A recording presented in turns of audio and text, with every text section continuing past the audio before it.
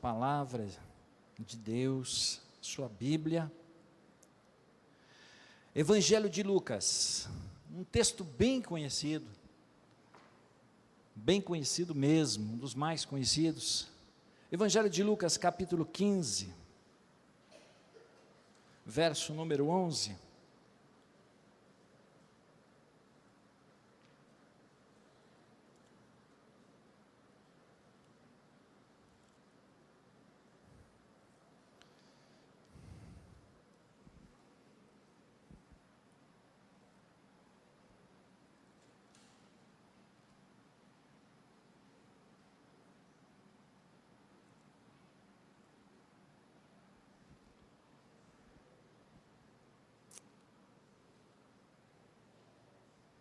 Amém?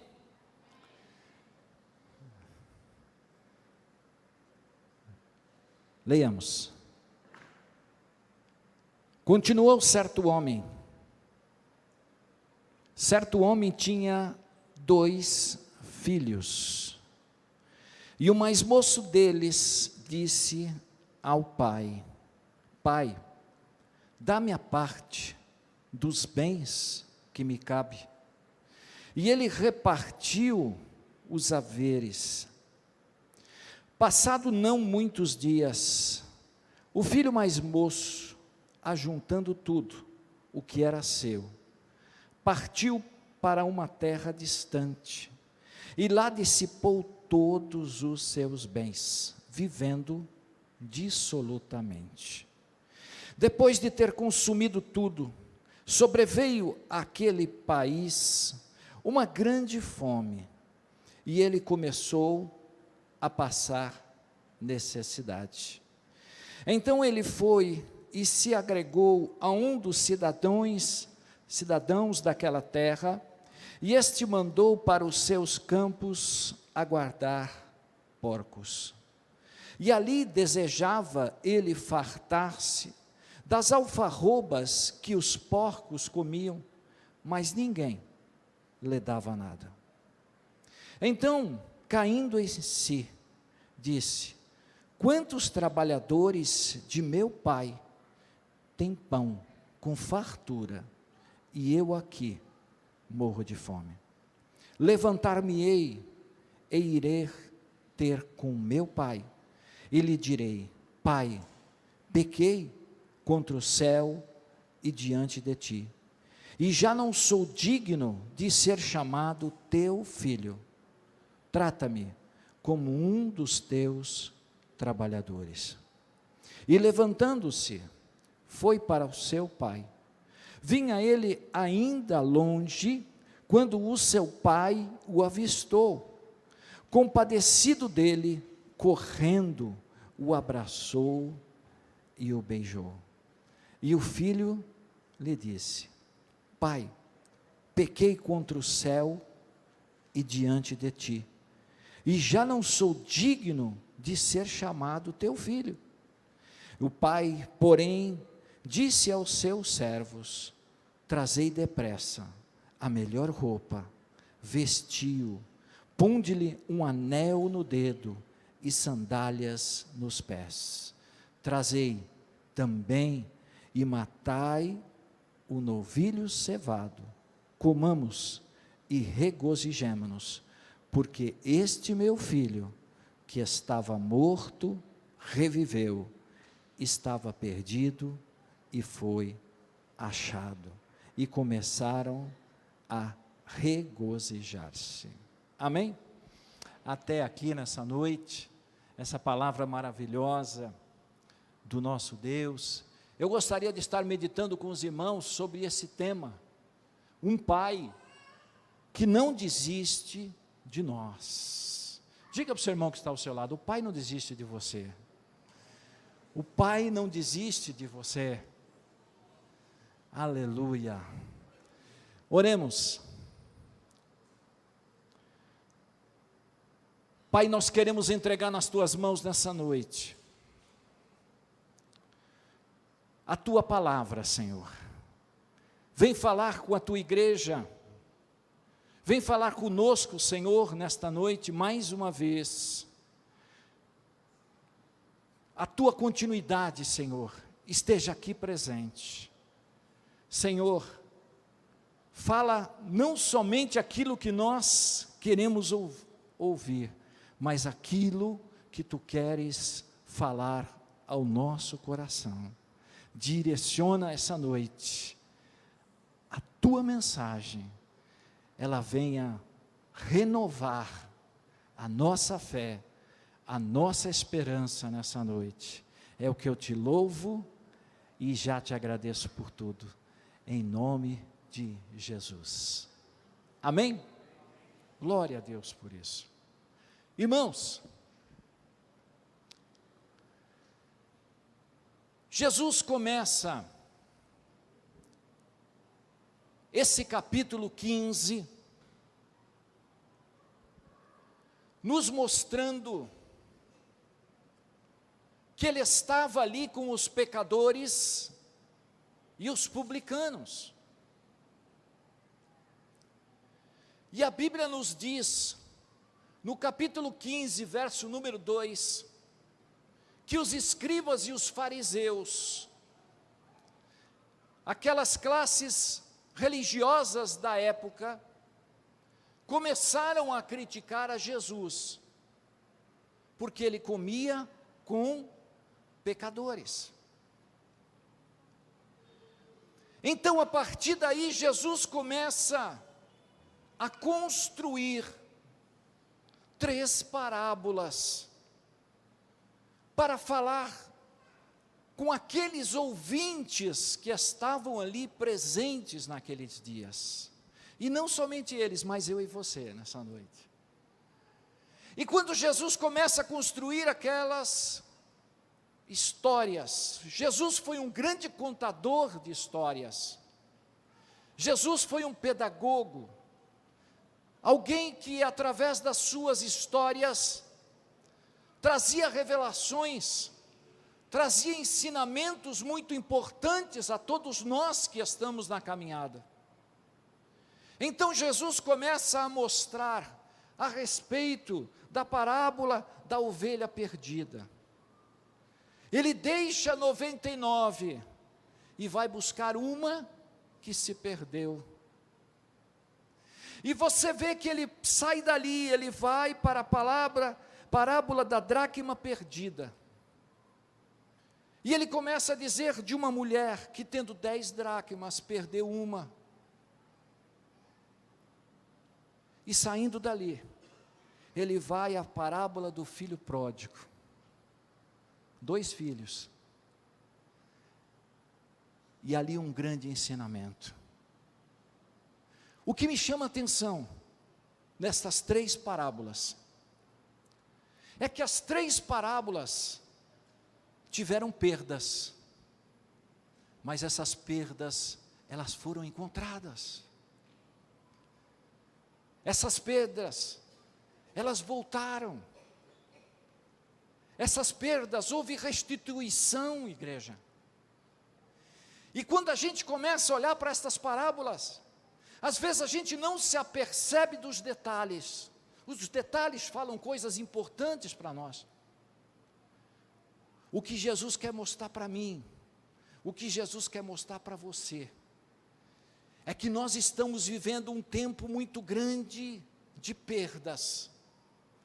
Um tempo muito grande, na qual muitas realidades da nossa vida estão se retirando de nós. Mas Jesus quer nos mostrar que tudo aquilo que um dia foi nosso, Ele pode voltar à tua casa, Ele pode voltar à tua vida, Ele pode restituir naquilo que você mais precisa nessa noite. Aleluia! Irmãos, este Pai que representa a pessoa do nosso Deus, Ele quer nos ensinar coisas preciosas nessa parábola do filho pródigo. O que o Pai, Ele pode trazer nessa noite para as nossas vidas? A primeira realidade que nós precisamos entender é que, diante dessas perdas. Diante do pai que perde o filho, que o filho sai da sua casa. A primeira realidade que nós precisamos entender é que, em meio às perdas, nós não podemos nos perder diante delas. Você olha para a palavra de Deus, e você vê que o filho vai embora. O filho deixa uma casa abençoada. O filho deixa uma casa na qual ele usufruía de realidades importantes para a vida dele. Ele tinha tudo naquela casa. Ele tinha alegria. Ele tinha satisfação diante da presença do Pai. Ele usufruía de um privilégio muito grande de ser um filho diante dele. Ele estava lá.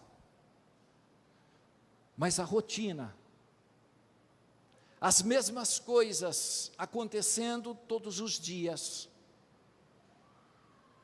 começaram a mexer com aquele moço. E aquele homem começou a olhar para fora, e desejar sair, e desejar conhecer outros lugares, conhecer outras novidades que o mundo oferece. Não é assim que a gente tem visto hoje? Quantas novidades que o mundo tem procurado influenciar a nossa fé cristã. Mas esse pai me ensina uma realidade, que em meio à saída daquele filho, ele não se perde. Aquele pai, ele não entra em depressão. Aquele pai não murmura. Aquele pai, ele não procura achar argumentos para a saída do filho. Aquele pai, ele simplesmente diz a palavra de Deus, que ele vai esperar a volta do filho. Olha o que diz o verso 20.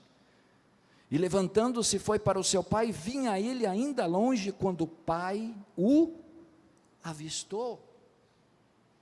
O pai, quando o filho saiu, ele ficou aguardando a volta dele.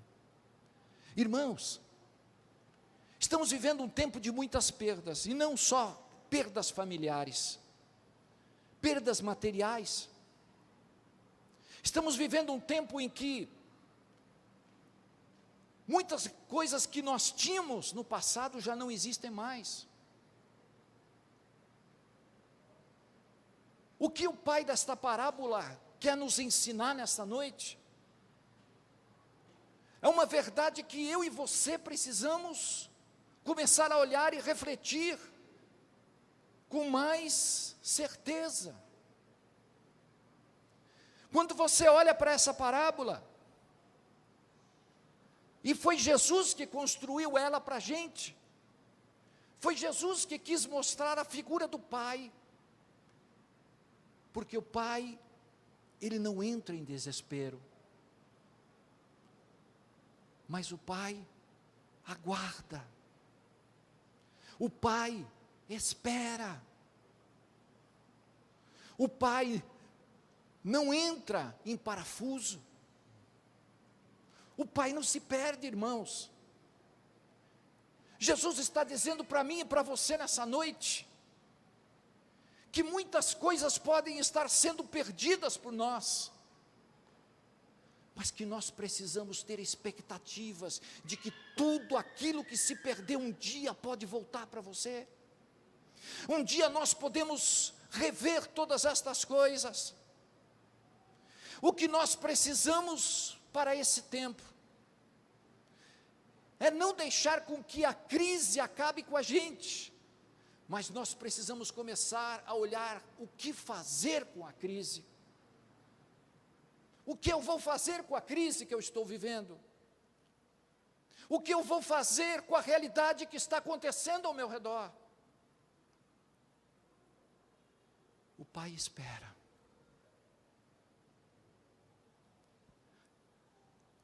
Você sabe por quê? O pai não insistiu com o filho. Filho, não vai não.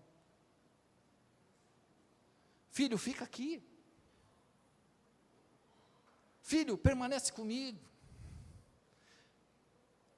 Interessante que tudo que Jesus coloca, ele tem detalhes importantes. Você sabe por quê que o pai não insiste? O pai não insiste por um único motivo. Ele quer com que eu e você permaneça diante da presença dele somente pelo amor. Se você o ama, você permanece. Se você tem o seu pai como privilégio na qual você o reconhece, você permanece.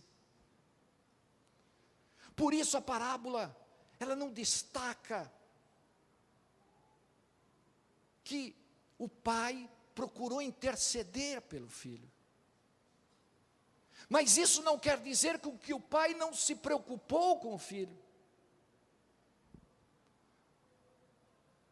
O pai ficou na expectativa. O pai ficou na sua torre de vigia lá esperando. Ele vai voltar. Ele vai vir. Ele estará voltando para casa. Irmão, quantas crises nós estamos entrando nesses dias. Sabe, muitas vezes diante delas, às vezes a gente diz, olha, outro dia uma pessoa chegou para mim e falou, pastor, acabou, não tem mais jeito, é o fim, não tem como mudar essa situação. Se levantou um gigante na área financeira da pessoa, e ela disse, olha, não tem como mudar isso.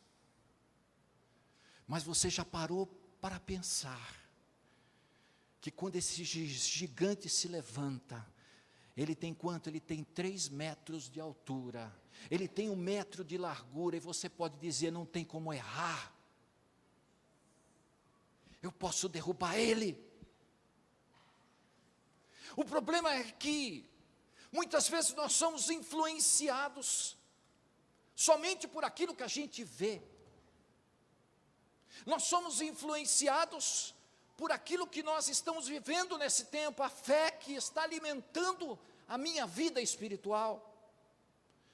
Muitas vezes, nós não acreditamos que Deus levantou você para derrubar gigantes, que Deus levantou você para fazer a diferença nessa geração, que Deus levantou você para ser um instrumento de glória nesse tempo, um instrumento de milagre na tua vida, na tua casa, nos teus negócios, na tua vida financeira. Ele se levanta. O pai não fica depressivo. Quanta gente que está entrando em depressão nesse tempo. Quanta gente que está chorando lá na cama, desistindo da vida, desistindo dos projetos. Mas o Pai nos ensina hoje, nessa noite, que você tem que continuar vigiando, você tem que continuar em pé, você tem que continuar acreditando, apesar de tudo e de todos, apesar daquilo que possa estar acontecendo na tua casa, você tem que acreditar, que o Pai vai mover em direção a você. A tua história não acabou, irmão, irmã, enquanto o Pai não te der um veredito para você, enquanto o Pai não terminar aquilo que Ele começou na tua vida. E muitas vezes a gente vê as circunstâncias como um problema, mas o Pai usa a circunstância para moldar o nosso caráter. O Pai usa os problemas para nos levar a homens e mulheres de oração desse tempo, porque esta última geração, antes da volta de Jesus, Ele quer levantar um grupo que não se rende, um grupo que ora, um grupo que acredita que pode mudar a sua vida. Aleluia! Glória a Deus! Aleluia!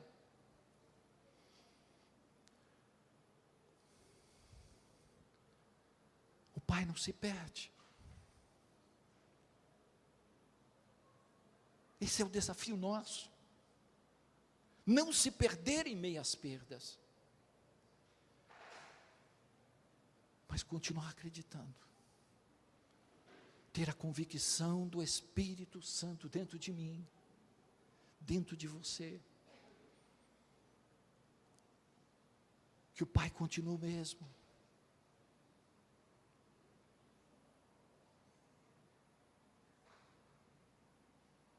Segundo o conselho do Pai, segundo o conselho para mim e para você nesse tempo, não feche a porta. Diga para o seu irmão que está ao seu lado, não feche a porta. Não feche a porta. A Bíblia diz que quando o filho estava no pior estado, no chiqueiro, ele disse: quantos trabalhadores do meu pai, verso 17, tem pão com fartura, e eu aqui morro de fome.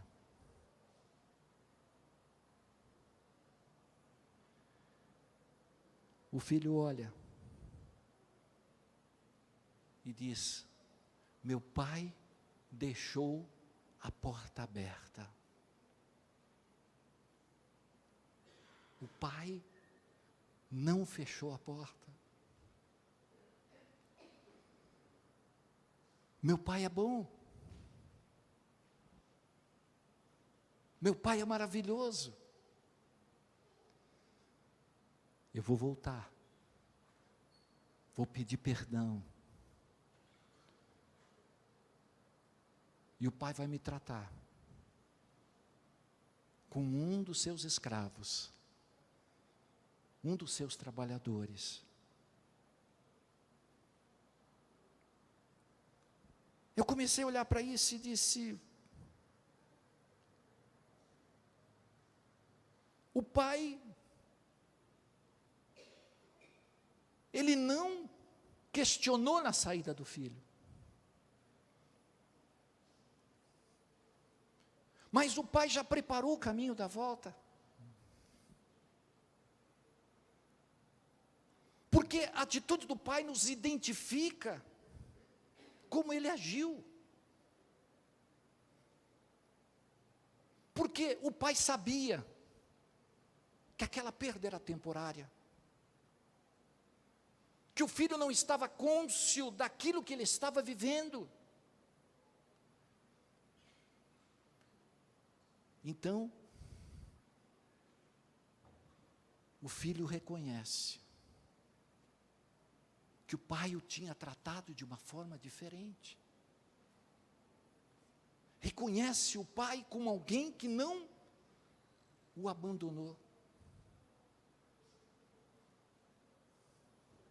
Sabe, irmãos,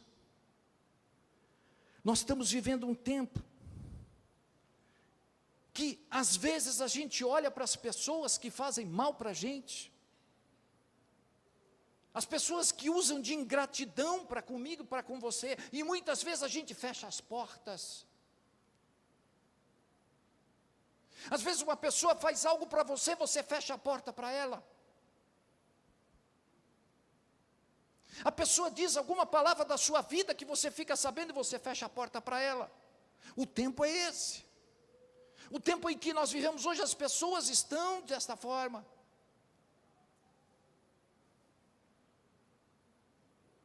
Mas a palavra do Senhor nos diz nessa noite: que o pai não fechou a porta para o filho, por toda a ingratidão que o filho fez, por tudo aquilo que o filho se colocou na posição, porque o filho começou a ver o pai como morto, porque a herança, ela só deveria vir quando o pai morre. Então, o filho sai. Eu acho que eu não volto nunca mais. Mas o pai não.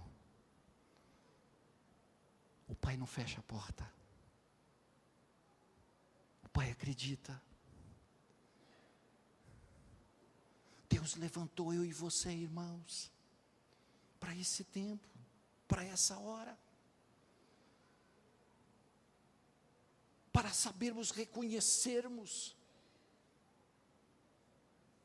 que muitas vezes as mágoas que se encontram na minha vida, a falta de perdão que existe dentro de nós, não vai trazer portas abertas do céu para você. Irmão, você pode fazer campanha de oração. Irmã, você pode jejuar, você pode orar de madrugada, mas se você tem algo contra alguém, Deus não vai abrir a janela do céu para você. Compreenda isso nessa noite. Deus não vai abrir portas para você. Enquanto você começa a fechar portas de um lado, a porta do céu está fechada para você. Nós precisamos entender que Deus te levantou para ser homem e mulher de Deus, que tenha portas abertas por onde você passar, por onde Deus te levar. Você tem uma palavra da verdade, uma palavra do evangelho, uma palavra de cura, uma palavra de salvação, uma palavra que levanta, uma palavra que anima, que traz um ânimo novo para o coração. Ah, pastor, aquele lá fez algo para mim morreu. Não é assim? Para mim já era.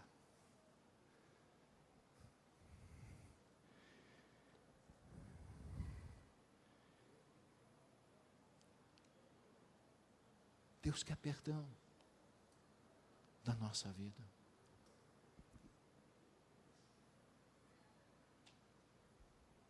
Deus quer uma atitude diferente nossa.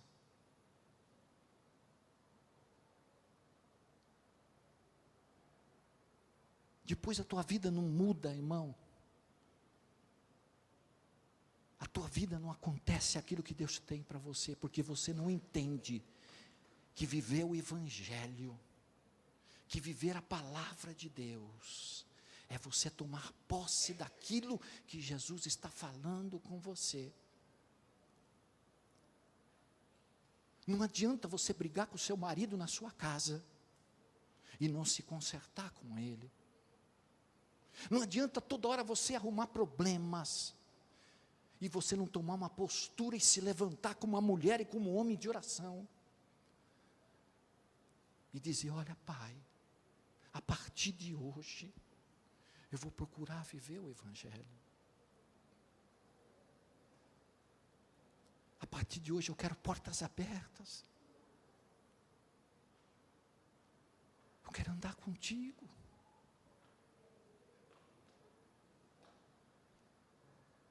O Pai nos ensina. Primeiro, não se perca no meio das crises. Segundo,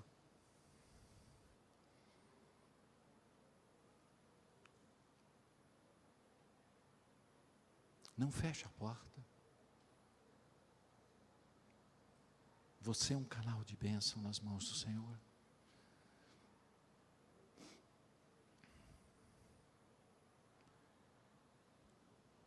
Terceira lição que o Pai me ensina.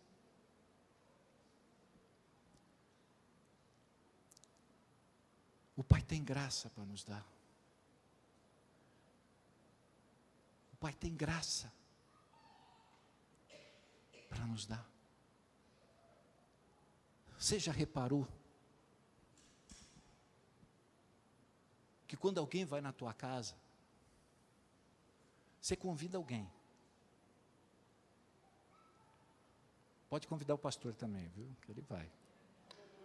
Glória a Deus. Quando você convida alguém, aí você, como é que você vai preparar a mesa? Mais bonita. Aí você põe aquele prato, todo com listinha, aquele prato diferente. Aquele prato que você comprou e guardou, está lá no armário, 10 anos guardado. Mas se você usou umas 2 vezes ou 3, foi muita. Aí você põe aquele prato bonito.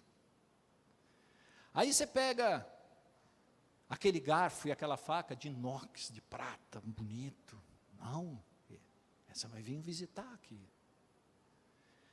Aí você pega aquele copo de cristal, não é? Aquele copo bonito, sabe? Até o estalo assim, né? Durante a semana você come com aquele copo de requeijão.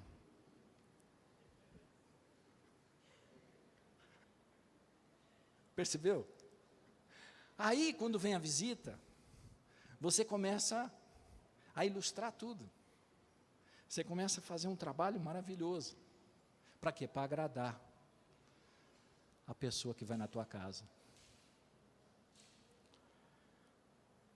Você imaginou o que o pai fez pelo filho? Um filho que tinha sido ingrato. Um filho que não reconheceu a presença do pai naquele lugar.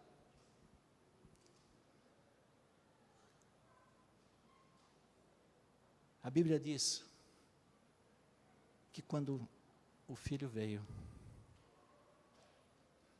ele veio sujo, tinha ido no lugar dos porcos, não é isso? Veio sujo, mal cheiroso, não é isso? Roupa talvez rasgada, mas a Bíblia diz o seguinte, aqui no verso 20, parte B, que quando o pai o avistou, correu ele, abraçou ele e beijou ele no estado em que ele estava.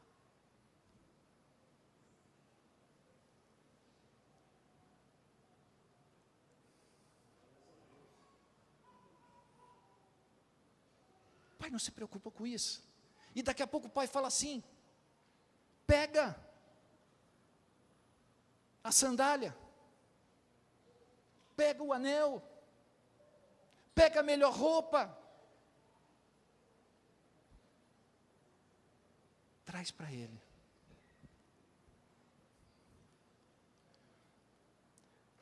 Sabe o que me vem no coração? Muitas vezes, alguém que a gente tinha problemas no passado, a gente faz festa com ela, a gente até beija ela, mas a gente não dá a sandália. Porque a sandália representava a diferença, uma delas, né? A diferença do escravo para o filho. Porque o filho veio o quê? O filho veio descalço, mal cheiroso, descalço, roupa rasgada, veio de qualquer jeito. O pai abraçou, o pai o beijou, o pai o recebeu. Às vezes a gente faz assim, a gente beija, a gente faz até festa, mas a gente não dá a sandália. Porque tem gente que passa o tempo, vive diante de você como escravo. Ele já voltou, mas você fica remoendo o tempo do passado, remoendo as coisas que já passaram. Falta a sandália. E quando a coisa vem à tona, você começa novamente a dizer, mas você fez isso naquele dia, e você fez aquilo naquele outro dia, e você continua fazendo.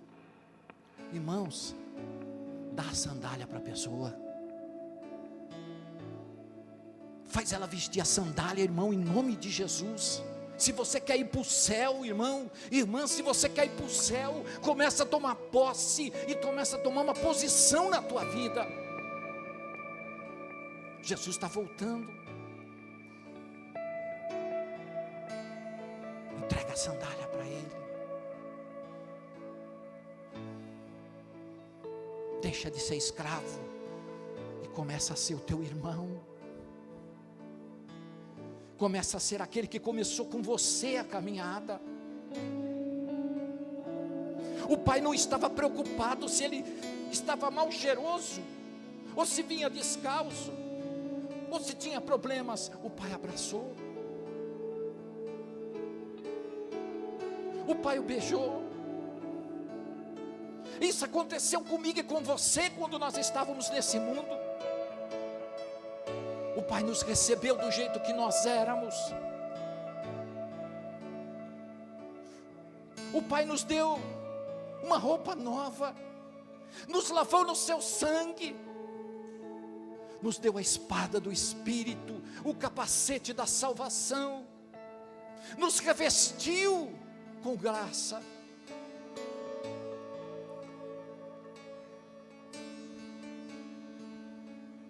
E nos fez mais que vencedor.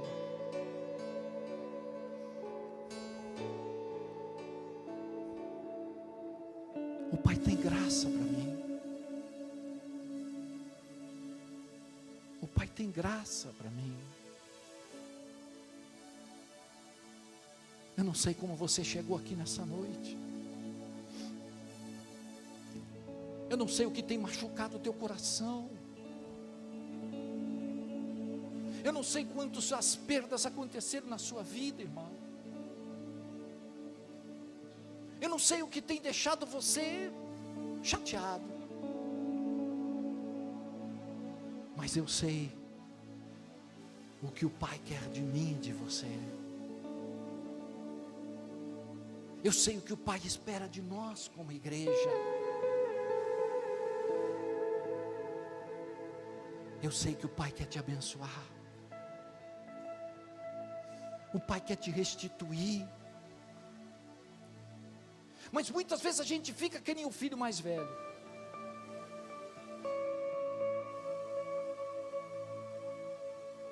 A palavra de Deus diz que o pai insistiu, porque quando o filho mais velho chegou em casa e viu aquela festa, ele falou: não é possível.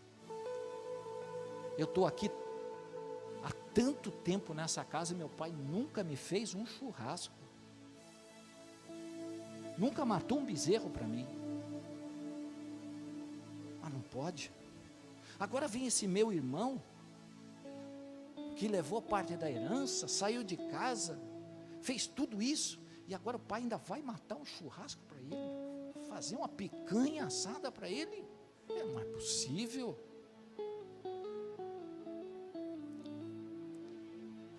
A Bíblia diz no verso 28, que o pai, saindo da festa, procurava conciliar o filho mais velho. Filho, entra. Filho, tem algo para você. E a Bíblia diz no verso 29, mas ele respondeu ao seu pai: há tantos anos que te sirvo, sem jamais transgredir uma ordem tua, e nunca me deste um cabrito sequer para alegrar-se com os meus amigos. Vindo, porém, esse teu filho, que desperdiçou os teus bens com as meretrizes, tu mandaste matar para ele um novilho cevado. Então o pai respondeu: meu filho, tu sempre estás comigo, tudo que é meu é teu. Então era preciso que regozijássemos e nos alegrássemos, porque o teu irmão estava morto e reviveu, e estava perdido e foi achado. A parábola termina sem um fim, sabia? A Bíblia não diz se o filho mais velho entrou na festa ou não.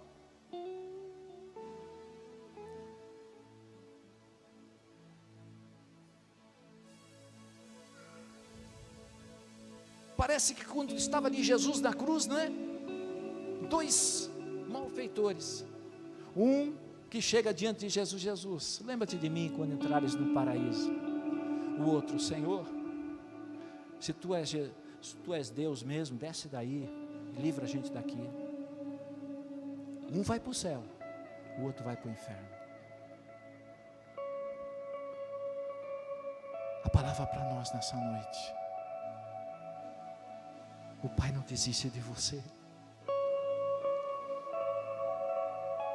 O Pai não desiste de você. Quantas coisas que o Pai quer curar na minha vida e na sua.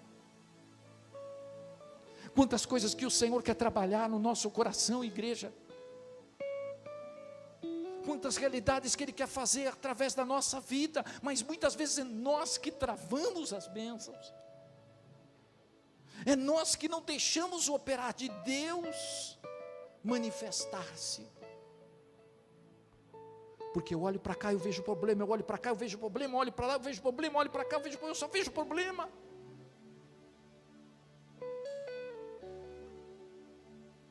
Deus te leva nessa noite a fazer uma reflexão para a tua vida. Você foi chamado para ver aquilo que Deus está fazendo na sua vida. Aquilo que um dia começou.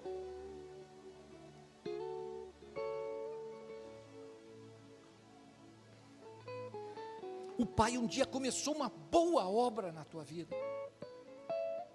Ela não parou. Mas às vezes a gente adia a obra. Às vezes a gente põe uma placa escrita assim: estamos em manutenção. Ô irmão,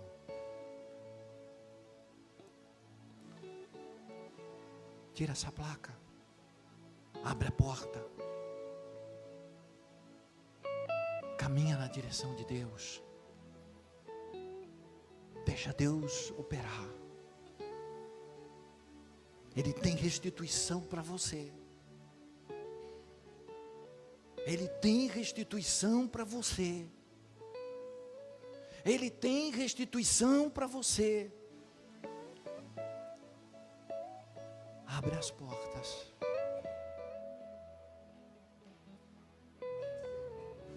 Amém.